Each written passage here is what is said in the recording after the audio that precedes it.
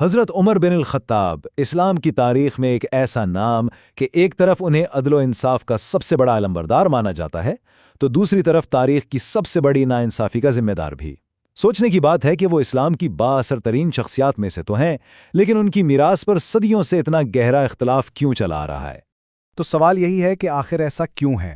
آئیے اس اختلاف کی جڑوں تک چلتے ہیں۔ ہم مل کر ان تاریخی واقعات کو سمجھنے کی کوشش کریں گے جنہوں نے اس تقسیم کو جنم دیا، ایک ایسی تقسیم جو آج بھی مسلم دنیا پر اپنے اثرات چھوڑے ہوئے ہیں۔ دیکھیے، ایک طرف ہے سنی نظریہ جو حضرت عمر کو دوسرا خلیفہ راشد اور انصاف کی ایک بہترین مثال کے طور پر دیکھتا ہے، اور پھر اس کے بالکل برعکس ہے شیعہ نظریہ جو انہیں حضرت علی کا حق جانشینی غصب کرنے والا سمجھتا ہے۔ یہی وہ دو بالکل الگ تصویریں ہیں جو اس گہرے اختلاف کی اصل بنیاد ہیں۔ اچھا، تو اس پوری بحث کو ٹھیک سے سمجھنے کے لیے ہم بات کریں گے جانشینی کے بحران کی، پھر دیکھیں گے کہ قیادت پر دو الگ نظریات کون سے ہیں، اور یہ بھی جانیں گے کہ کیسے وقت کے ساتھ ساتھ تاریخ عقیدے کا حصہ بن گئی، اور آخر میں ہم اس پورے اختلاف کو سمجھنے کی کوشش کریں گے۔ تو یہ کہانی شروع کہاں سے ہوتی ہے؟ یہ شروع ہوتی ہے 632 عیسوی سے، پیغمبر اسلام صلی اللہ علیہ وسلم کے وصال سے۔ سوچئے، امت مسلمہ کے لیے یہ کیسا لمحہ ہوگا جب ان کا رہنما اس دنیا میں نہیں رہا اور قیادت کا ایک ایسا خلا پیدا ہو گیا جس نے آگے چل کر تاریخ کا رخ ہی موڑ دیا۔ پیغمبر اسلام صلی اللہ علیہ وسلم کے وصال کے فوراً بعد کچھ بہت اہم واقعات ہوئے۔ سقیفہ میں چند صحابہ اکٹھے ہوئے، حضرت ابو بکر کو پہلا خلیفہ چنا گیا، اور اس میں حضرت عمر کا کردار سب مانتے ہیں بہت فیصلہ کن تھا۔ اور پھر حضرت علی اور ان کے کچھ ساتھیوں نے کچھ عرصے تک بیعت نہیں کی۔ اب دیکھیں، یہ وہ تاریخی حقائق ہیں جن پر تقریباً سب متفق ہیں۔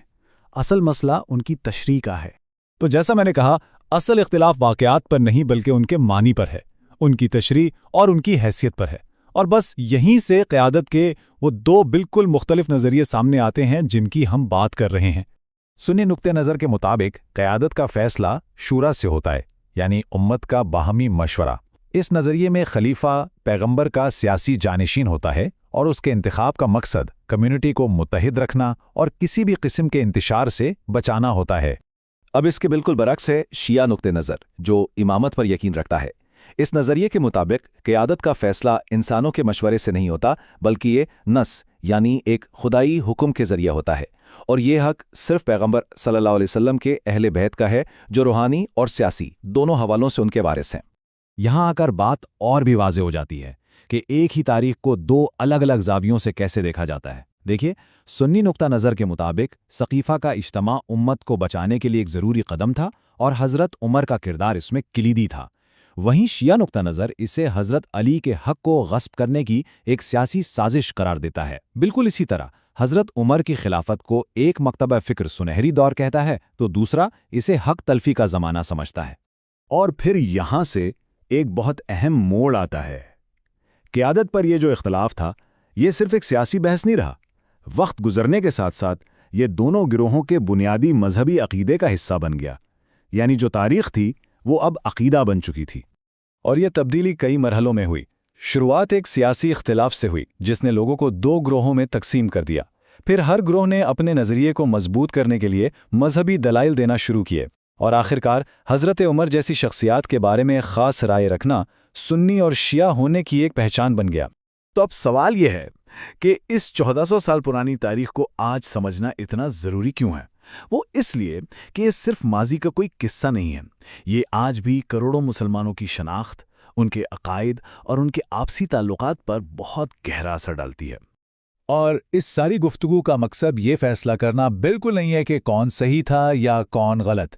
اصل مقصد تو یہ سمجھنا ہے کہ یہ اختلاف پیدا ہی کیوں ہوا اور آج تک قائم کیوں ہے، کیونکہ جب ہم وجوہات کو سمجھتے ہیں تو الزام تراشی کی جگہ افہام و تفہیم لے لیتی ہے، اور یہی چیز باہمی احترام کی بنیاد بنتی ہے۔ تو اگر ہم پوری بات کو سمیٹیں تو یہ سارا اختلاف قیادت کے سوال سے شروع ہوا۔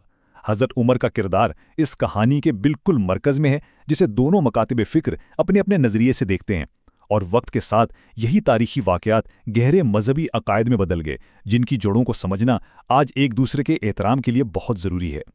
اور آخر میں ایک سوال، اگر ہم صرف یہ نہ دیکھیں کہ کیا ہوا بلکہ یہ سمجھنے کی کوشش کریں کہ ایسا کیوں ہوا، تو کیا اس سے ہمارے آج کے تعلقات پر کوئی مثبت اثر پڑ سکتا ہے؟ کیا تاریخ کی گہرائی کو سمجھنا ہمارے حال کو بہتر بنانے کی طاقت رکھتا ہے؟ اس پر ضرور سوچیے گا۔